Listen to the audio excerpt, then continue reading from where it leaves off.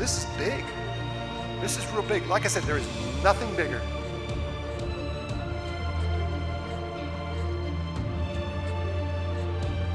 You will not hear a message larger in the next 1,000 years than what I'm talking about.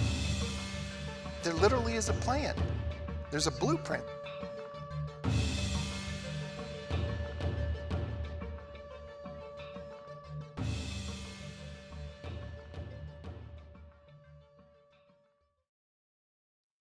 Hello, I'm John Lancaster, and welcome to this next message in this series entitled The Body.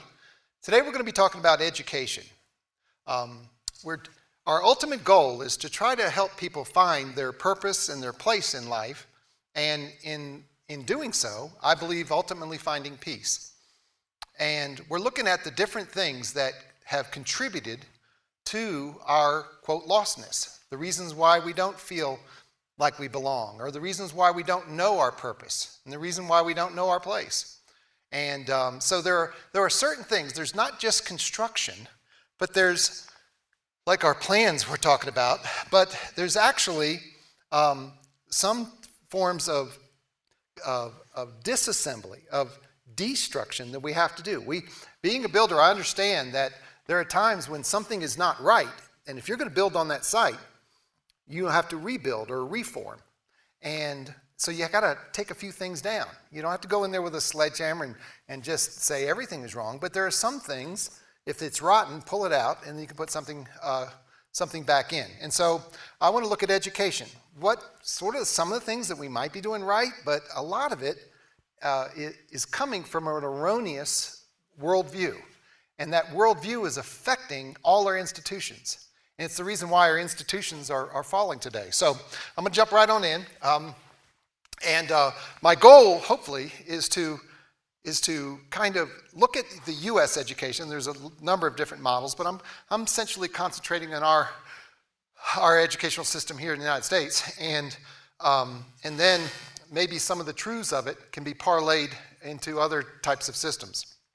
And so let's first off, I believe the error starts in the very definition. So the very definition of education, I believe we go off track.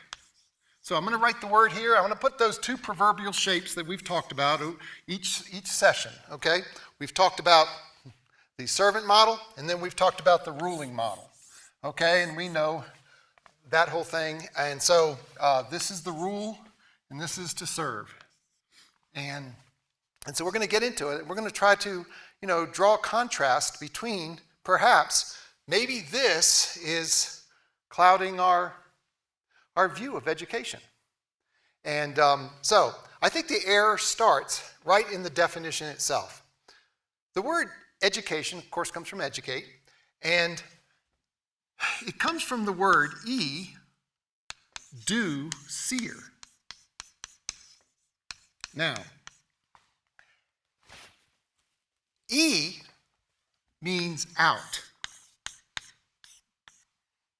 And doucere means to lead or draw. So the definition actually means of education is to lead or to draw out, which implies that there's something in. You try to lead or draw a fox out of its hole, okay? Well, to lead or draw something has more of the concept of an acorn. You lead or draw the oak tree out of it. It's an agricultural term as well, to grow the plant, to have the seed grow. But our system, basically, here, believes in to put in. Which means, like this chalkboard, you're basically a blank slate. And we have the responsibility of putting something in you.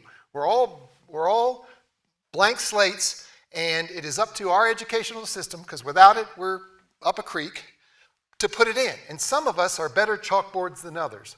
Some of us are better hard drives and we store better. But we're basically all blank. So if this is our education to put in, We take the little 30-pound kid who walks into their classroom and say, okay, blank slate, now take these 7 classes, take this, and we put it in. Well, instantly, what is the child vision of themselves? They look at themselves as, nothing really special to start. They're basically blank. They're kindergartners. They're first graders. They don't have the concept that there's something in them awesome that needs to be pulled out. And I believe if we were to turn our educational system to this, where the child is on the top instead of on the bottom, here it's on the bottom. Here the child's on the bottom, and our administrators and our teachers and all faculty is all above, okay? The child ends up suffering under all this pressure. But to lead or draw out would have more of a coaching the teacher would be more of a coach. Just as coaches try to find a really good athlete, and then they try to bring the best of that athlete out. And that's why I said we don't see many of this in many of our institutions except maybe sports. And but to draw out, imagine that concept. If counselors really gave a damn, if they really said, wait a minute, what is this child in front of me? What are these 20, 30 students? Are they all just a group and we're going to teach to the median or to the low and, just so that they all get it? No, we don't do that. We have very few individualized PACE systems. Very few individualized curriculums that look at each child individually. And as we mentioned a while back, you wouldn't grade a fish on tree climbing, and you wouldn't grade a squirrel on its ability to swim underwater.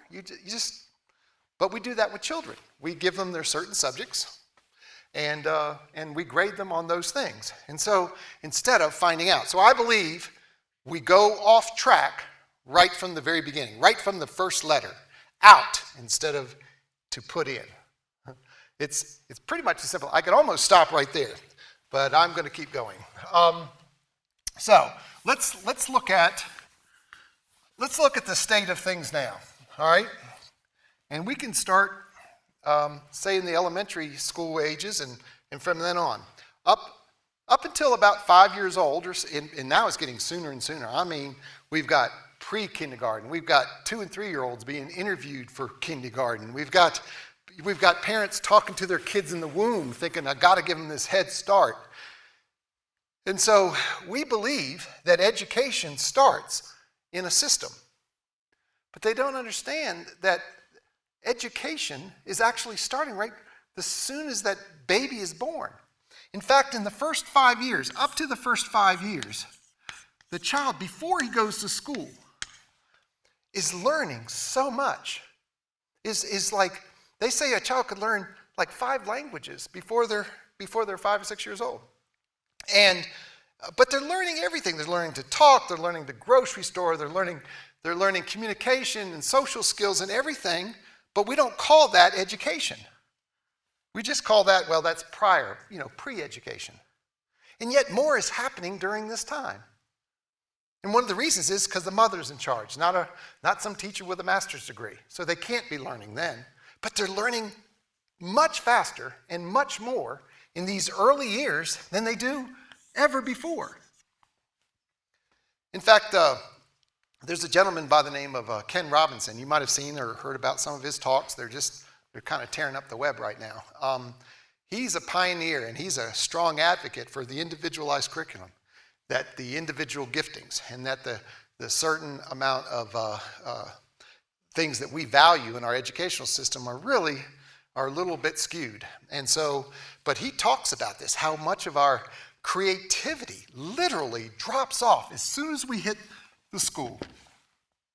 As soon as they take that first bus ride on that yellow bus, creativity in this area is around 98% before they go to school. And it drops, by the time they're in 3rd or 4th grade, it drops to like 5%. It's an amazing thing. Their creativity level drops because they're taught to shut up, sit down, listen. It's not pro-growth. It's not this. There's not much sunshine and light coming in, it's very dark. And the child feels the weight. And they compare themselves with other children. And then they, very similar to Adam and Eve, they start covering their differences. And then they get their first F. Or something that wasn't right. And they didn't even have the concept that they didn't know that before. Mama never did that. It was like I was learning and growing. But now, compared to the rest of the students, Billy got an A and I got an F. What does that do to the child? The pressure is amazing. The pressure is amazing. And so this is our educational system today. You're not learning until you're in one of these. Now, once we get you in here, these brilliant people up top, have devised what the 7 classes, or with electives, but your basic 7 are. What are your super 7 classes that you're going to take from now until you get out of high school? And so these people, these brilliant people here, come up with the ideas of what you need. And so, it's the 3 R's, reading, writing, and arithmetic. Even though only one begins with R, okay?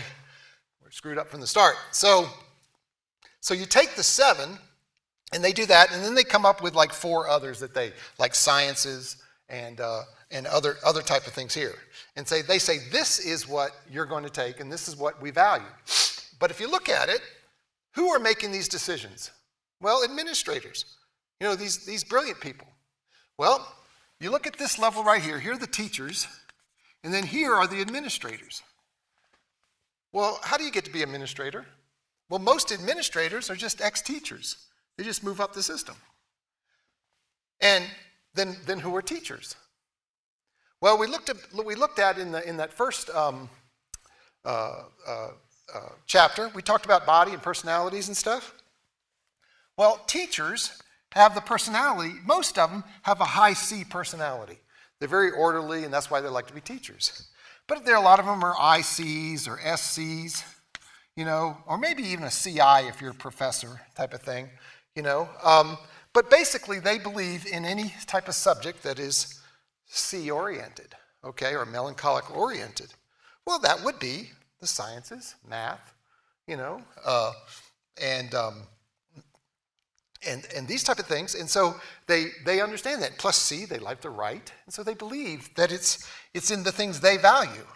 So in the whole value spectrum is a very narrow group of people that are making the curriculum for the whole. And when a person values something, well, their choice of classes is skewed. It's not looking at DISC. And so what happens is that, maybe 11% of the subjects kind of fit in here, and unless you're of that persuasion, you're going to be lost. But here's what's even worse. These are the people that get the scholarships. And so these people are, what? You're left, scrambling. Unless it's an athletic scholarship, or unless you buck the system and get some kind of art or acting thing or something, there's really not much for you. So my question is, well, what would happen if we changed the 7, the Magnificent 7 to maybe the 3 S's? How about maybe sports? And how about, the ability to understand spatial recognition? So let's call it spatial recognition, which is like understanding balance and spatial A, okay? And then maybe, maybe singing. How about that? Okay, so if you can't sing, have spatial recognition, or sports, you're not going to get the scholarship. So that would be a new pie. That would be a pie shape, say, over here. All right? Well, these people would be screwed for scholarships now, wouldn't it? And let's say the other subjects are, say, philosophy, let's say, entrepreneurship, different types of subjects that are not in our 7 now. Completely different. And maybe construction, your construction skills. And if you don't have those ability for design, construction design, then, okay, you don't get the scholarship and you're not a part of the gifted. You're not a part of the tag group, You might have that in your schools, the talented and gifted. You're not a part of that group. You're not going to get that special colored tassel on your thing. You're going to get just the black cap if you're lucky. You're not going to get the robe or anything. You're not there because you're not one of these. Well, how unfair is that? But nobody questions it. Nobody questions it. It's frog in the water thing. It's like, well, that's the way it's been. It always shall be. It's like, who said that? Who?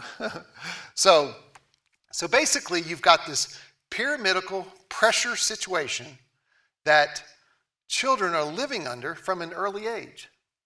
And it is my belief that there's not much more. We talk about abuse of children. We get outraged with sexual predators and abductions and all this kind of thing and the bad uncle. And yet, we will send our kids at these young ages, and throughout, we even give it a nod as we pack their lunch bag and pack their 50-pound backpack on their back and say, and send them to this institution.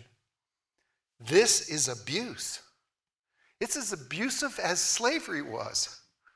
It's, you're the wrong color. You're the wrong personality. And people fight for it. That's why there's so much bullying. That's why there's so much suicide and so much insecurity in school. That's why a bumbling child at 5 years old, you see it all the time. The kid's bumbling and talking and the parents and everything just above, and they send them to school and they watch the next 9 months, them just drop off. And then summertime, they get a little better, and then the next month they drop off even more. And so it's like this, and we wonder why they're surviving in the end, just surviving, and why so many drop out. Well, who are the dropouts? They're these people, and they feel very low about themselves. So they commit crimes, and people who feel very inadequate and have been taught that, and yet something inside of them says, I'm not inadequate. I'm not. I'm tired of this. And they want to bust out. They want to show themselves. And so they punch somebody or buy a gun. And it's only because their particular personality is not valued. Oh man, the abuse is so, it's just because it doesn't jump out. Little kids don't jump out and complain right away. They just take it. They just think this is normal, Just as your little kid, you can do something wrong, they still love you, But man, you just watch their lives, you see?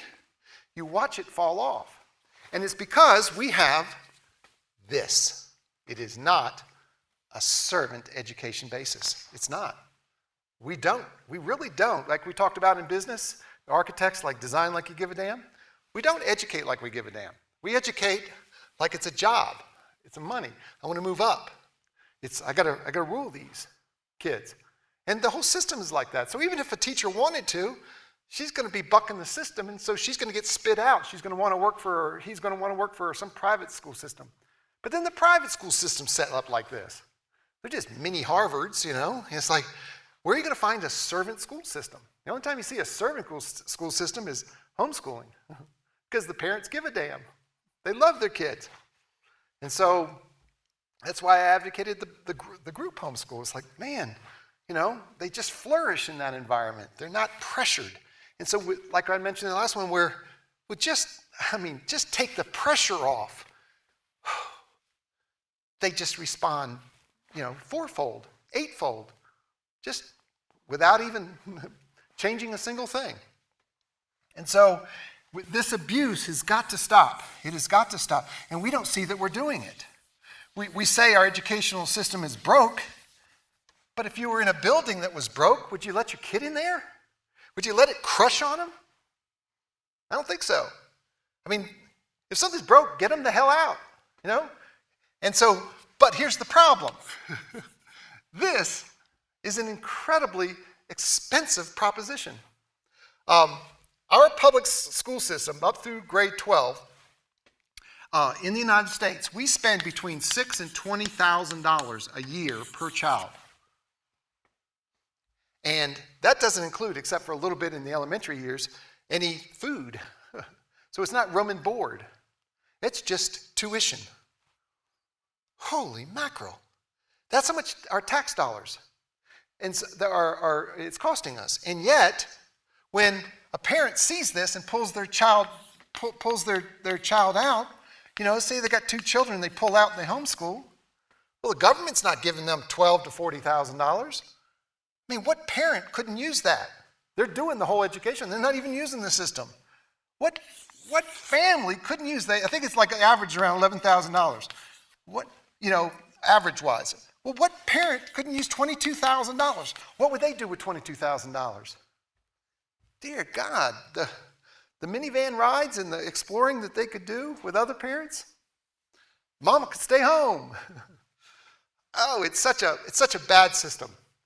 But one of the reasons why we've got laws and we dissuade this right here is because, if you look at the money that is made by administrators, so teachers endure so they can move up or get tenure for their 9-month work session.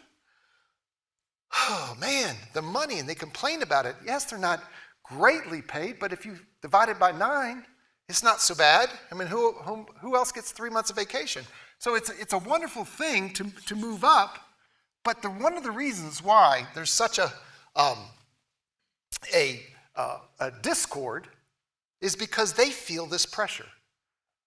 It doesn't feel good to them either. And so you can't pay them enough. Yeah, and then the rebelling children, picking a fight, threatening your life, getting beat up on the bus. I don't care what the price is, it's not enough. And so this system is sort of a self-fulfilling, demoralizing prophecy. It just keeps fulfilling itself every year. And so we think the answer to our system's problem is to throw more money at it. Let's throw more money at it. Quote, get better people, whatever. But as long as it's shaped like this, it's not going to do anything.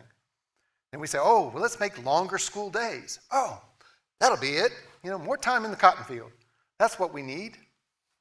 It's already killing them. Longer school days, year round. Start them earlier, 2 years old. Let's snatch them out of the womb and start, oh my goodness. And so basically you can see this thing right here, it kills. And as we mentioned in those first couple of things, the Lord said, you don't want this system with ruling and kings because surely you will die. And surely it kills. It literally kills our kids. I can't think of anything more abusive to do to a child than to take them and send them off into this institution where they're instantly compared, instantly put into class systems, instantly they don't hang around anybody but their own age. The olden days, they used to have the older kids and younger kids. And so just as in families, when you were older than some, it taught you a little bit of responsibility. And then when you were younger than some, the youngest kid, they seem to grow up a little faster. So you grow up faster if you've got older brothers and sisters. You don't make some of their mistakes. But then you also have a sense of example. So this is so much more of a healthier situation, but we don't. We put you like eggs in an egg carton, and it's all based upon your DOB, your date of birth, and then we take that same thing and we just put it through year after year after year. And that's why we've got today, adolescence has moved from the original 10 to 13. It's now almost 30 years old or older right now. It's because they never learned to grow. They never learned to be responsible or grow very fast because they're just peer-driven. They're just sideways driven. I can't really think, I told you in the beginning we're going to look at some of the good things and some of the, I guess the good thing is we want people to get educated. The bad thing is we're not educating them. And so this seems pretty dire, John. Is there any answers? Do you see anything? A lot of people complaining about education, but what do you see as a solution? Well, you're beginning to see bits and pieces of the change, of the revolution starting to occur. And it's being business driven. And I'll show you what I'm talking about. Because business is the end user, like the NFL is the end user, so that's why high school football and college football gears toward that. And so our educational system, the kids in the school, if they're eventually going to get into one of those, quote, 7 mountains, which I said is all business, if these are the end users, these should be the people who are making the decisions for education and not educators. And so I believe that the future is going to be found within the business itself. And I'll tell you what I'm talking about.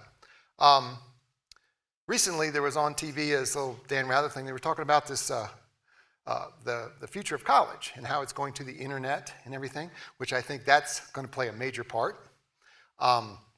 There was this one gentleman who started this sort of boot camp, this developers boot camp.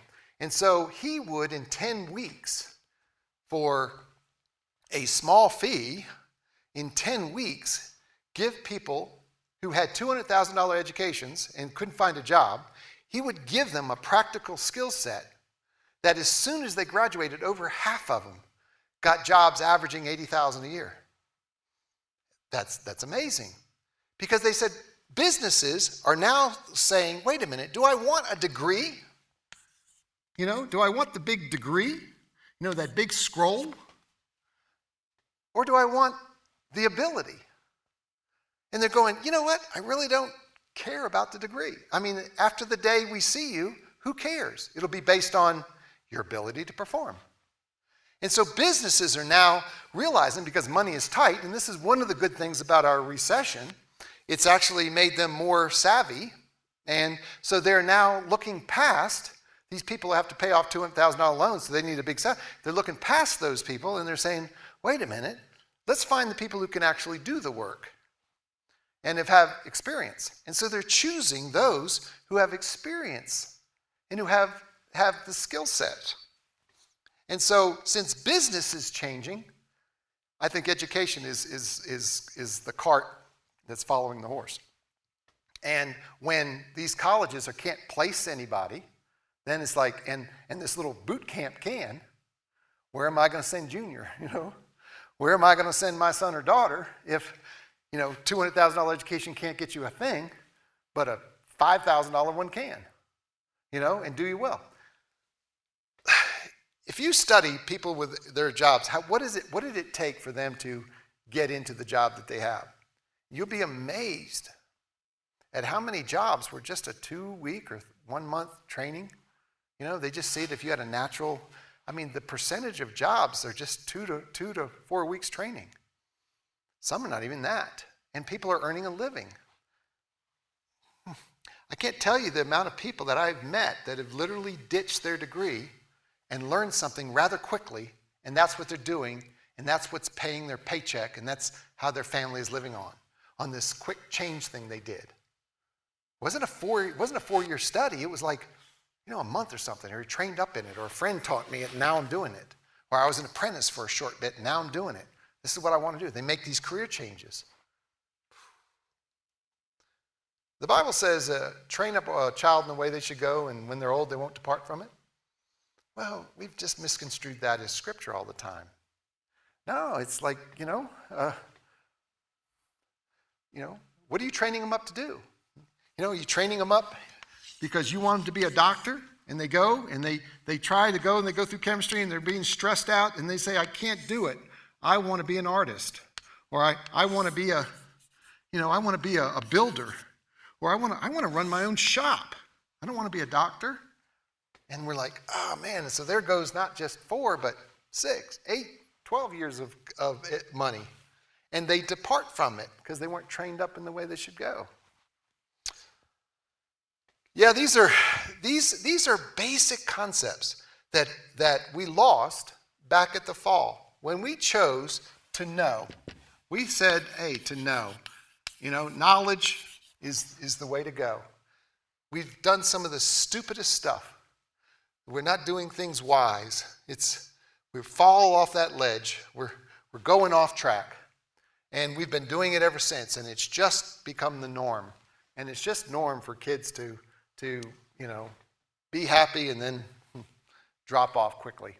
Oh, man. So now, I do believe there are teachers, I'm not going to, and I do believe there are parents who are trying to do things within the system, but it's not cooperating with them. It works against it. It's the two shapes don't fit, so they have to break off and start anew. But if you don't have the thumbs up from the government or the cash, you're doing it totally out of pocket, and that can get expensive, and that can be demoralizing, because we continue collecting the taxes. We don't give it to you, even though you're doing something that's not even costing them anything. And so, but there are teachers that are totally frustrated. They literally had a good heart when they got in, but over time, oh man, it just wears on you. Just as the kids who, I'm going to be really good, and then over time it wears on them, and it's part of the weight. So, what would happen if a business would run it? Well, here's what I think. If you say, John, I'm going to give you the Department of Education. Well, okay, I'll take it. And this is what I'd do. First off, I wouldn't say, well, why do we stop at 5 and then send them into an institution? I wouldn't. I would gradually go all the way to about 10 to 12. Under the same learning process that they had here. It just keeps getting a little larger. So mama just doesn't have from 0 to 5 at home, okay? She can have up to 10. But that tax incentive or tax break or, direct dollars for the educational system of their choice can continue. Now, this has to be monitored, but I believe we can support the parents here. And if the parents choose to, like we talked about, a group homeschool, where, like, say, one mom's a doctor, she can't stay home with the kids, and she goes, that's really not my thing. I'm a better this or that. Well, let's put them in a group homeschool. Come on, one house, 3-bedroom house can be a wonderful school, So you could put 4 or 5 moms in there, and then you can send the money to them. What mom wouldn't enjoy some extra income doing what she loves? She could teach her kids and a few others. And you take it to 10 or so.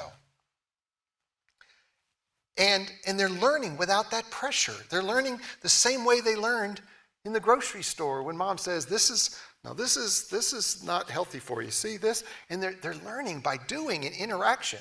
And so that drop-off doesn't happen. It keeps going.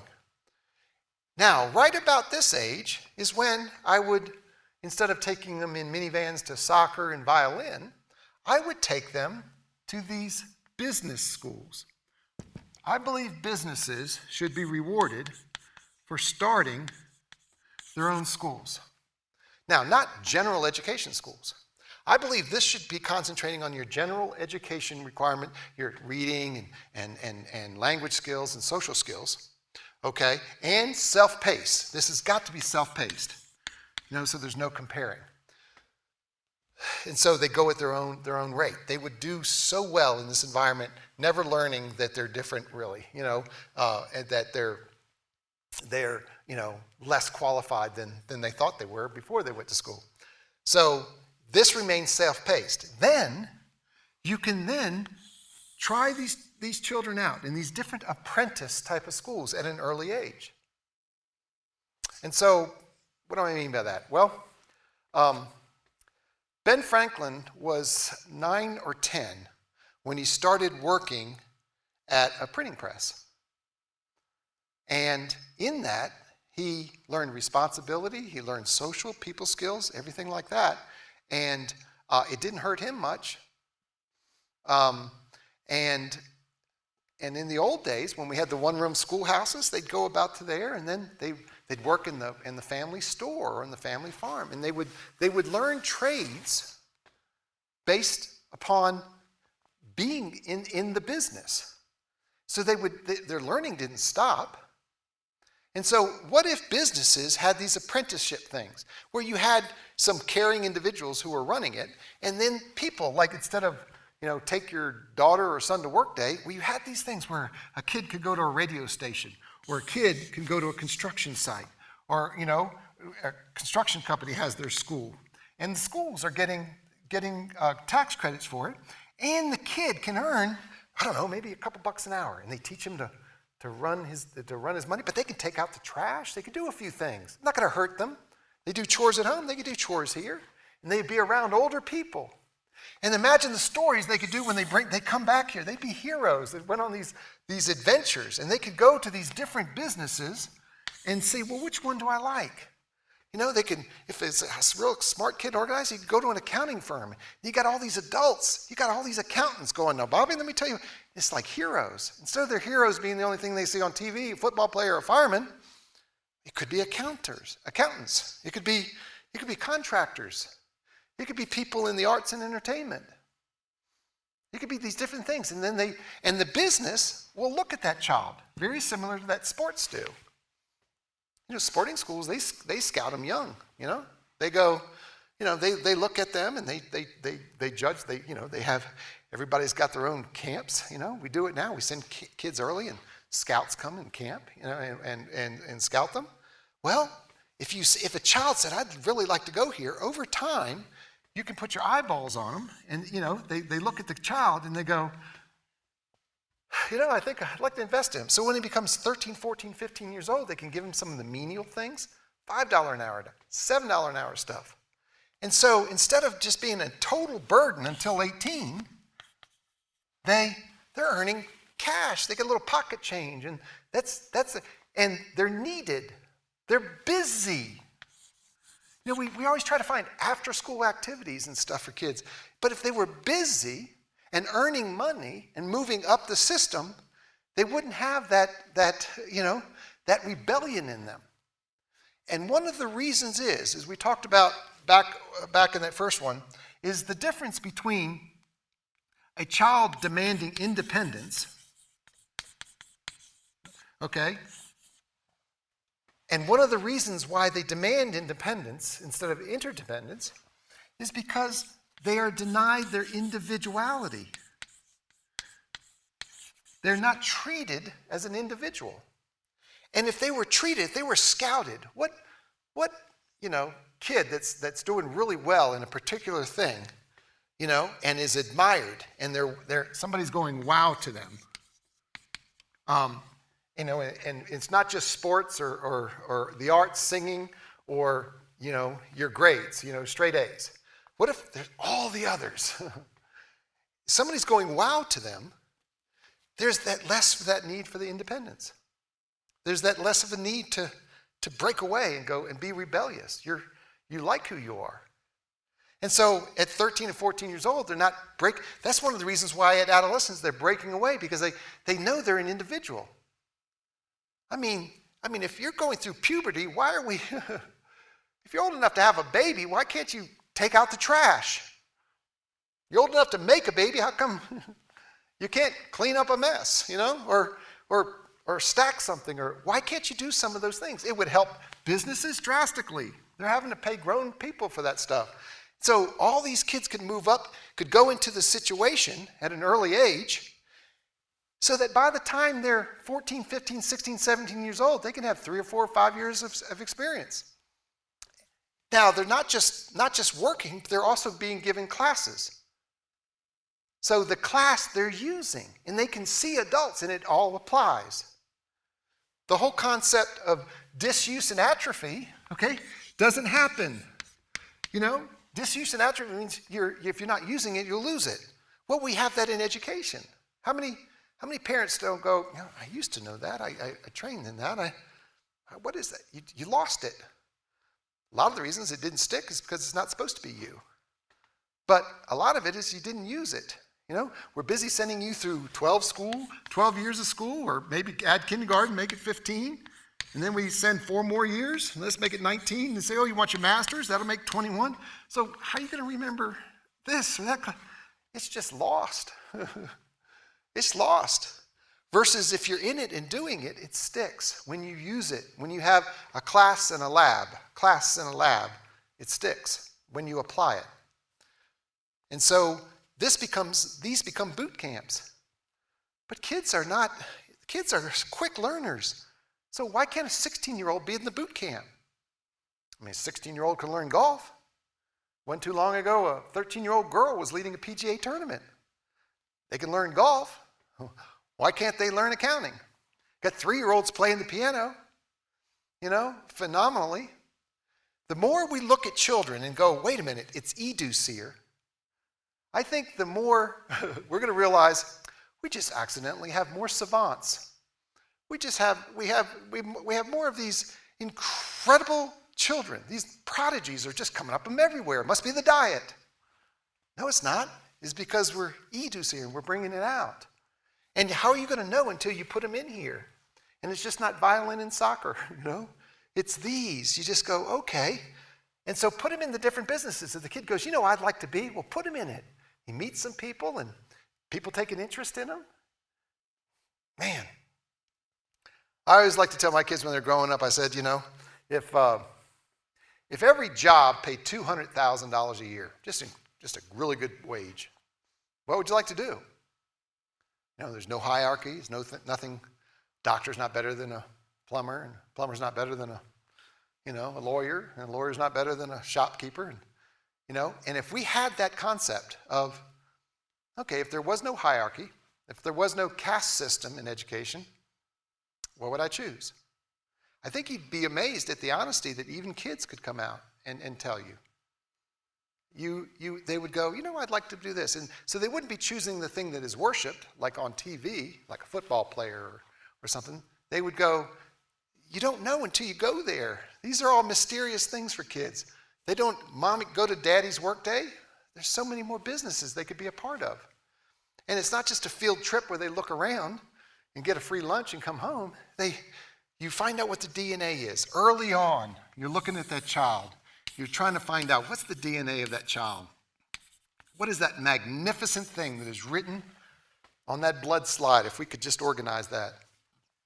What is this gift I was given? I don't have 3 kids. I have 3 gifts. I don't have 5 kids. I have 5 gifts. And amazing packages that I need to educere. And parents do it best. So give them the opportunity to do it. And give them the opportunity to not leave and be ripped out of their arms at 5 or 6 years old. Come on, the pain of that, it's unnatural.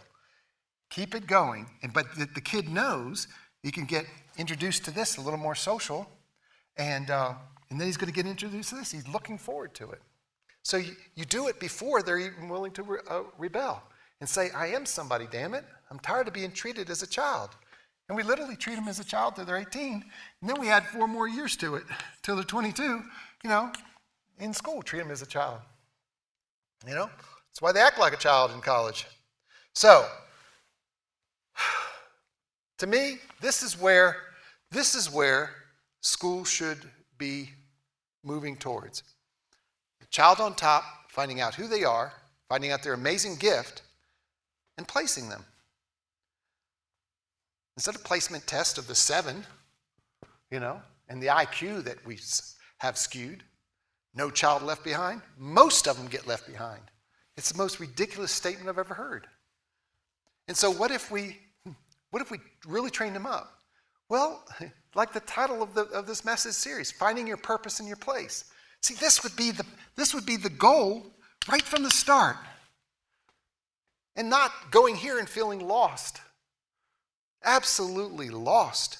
And we continue that through, and you got to find yourself. So that's why in this age is in here, people go off to Tibet, try to find themselves, and come back just a little poorer and a little more broke and still don't know who they are. Why? Because they've been told they're just a glob of protein.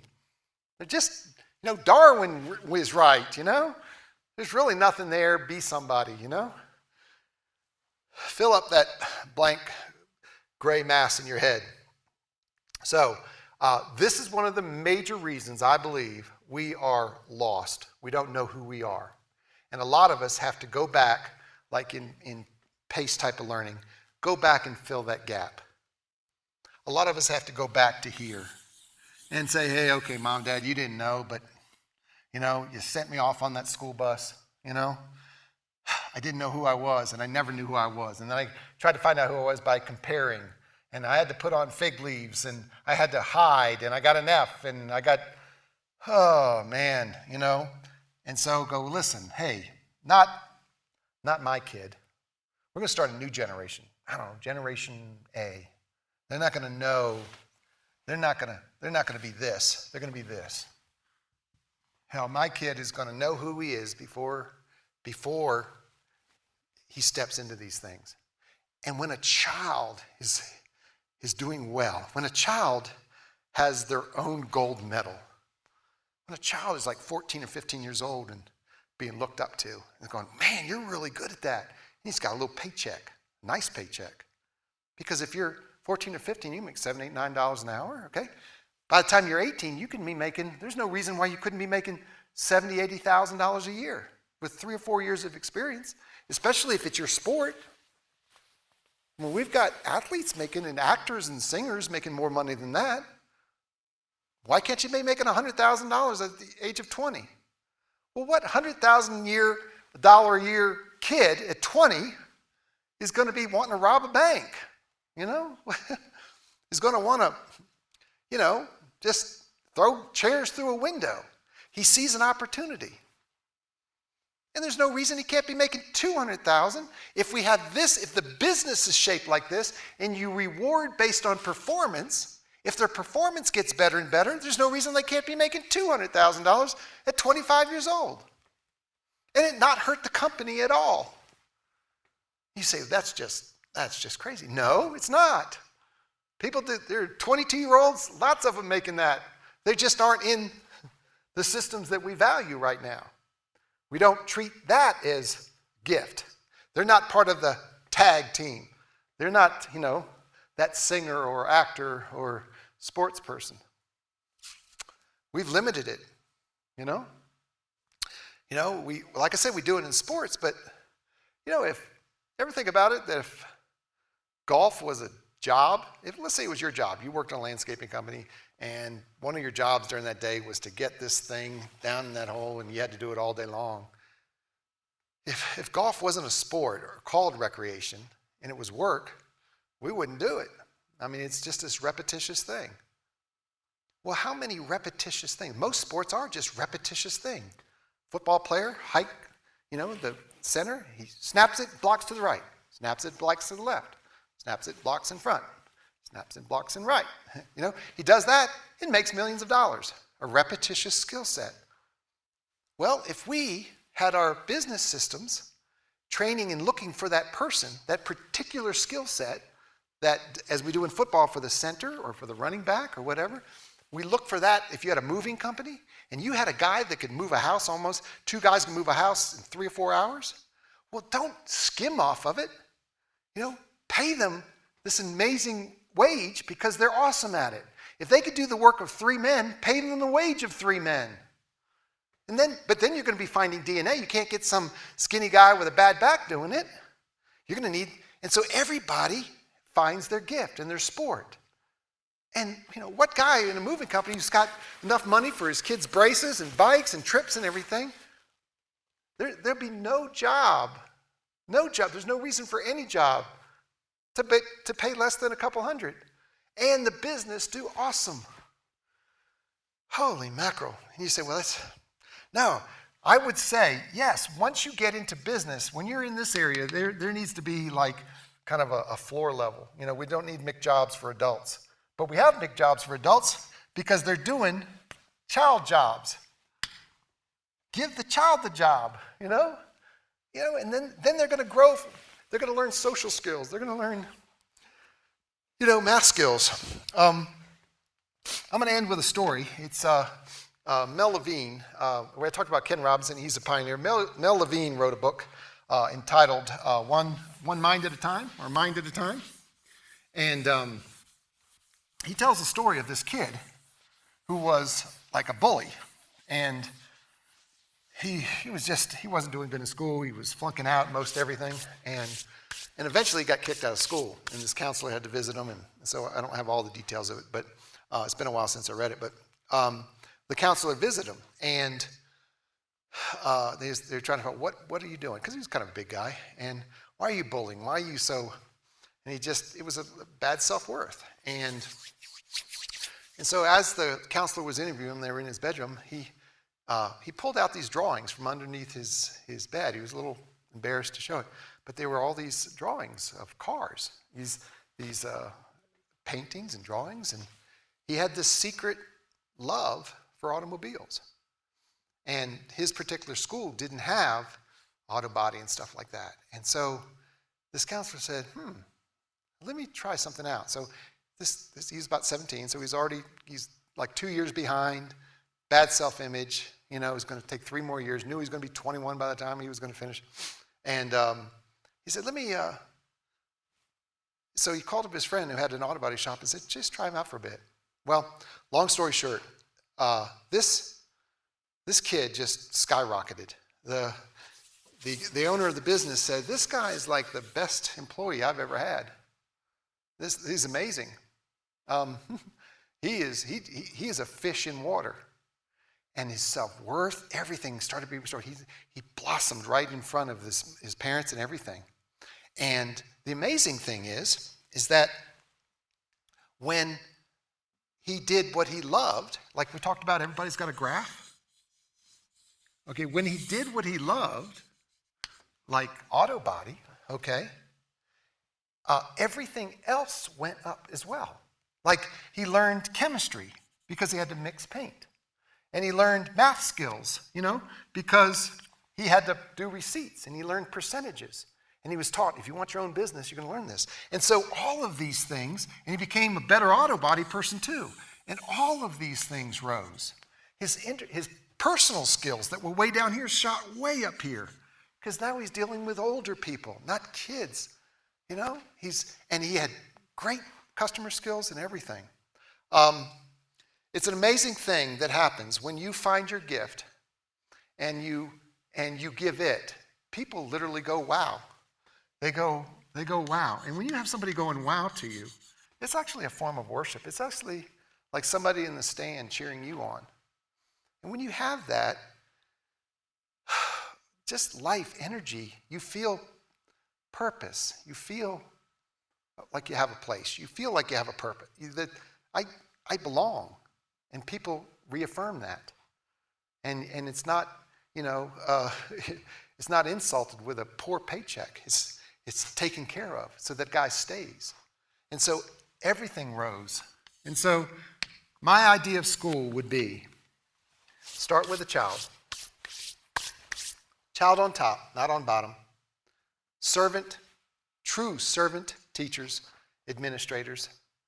Not going for the $300,000 or $400,000 salaries, but going, I really love children. And education be about the child. And when we do that, I think we can see clearly the darkness of the pyramid is removed. The light in the kid is seen. And education literally is transformed. And literally, the Christ in the child is brought out. And a child has a hope of glory because the peace in them is being lifted up and worshiped. And when you have that happen, and when it is encouraged at an early age,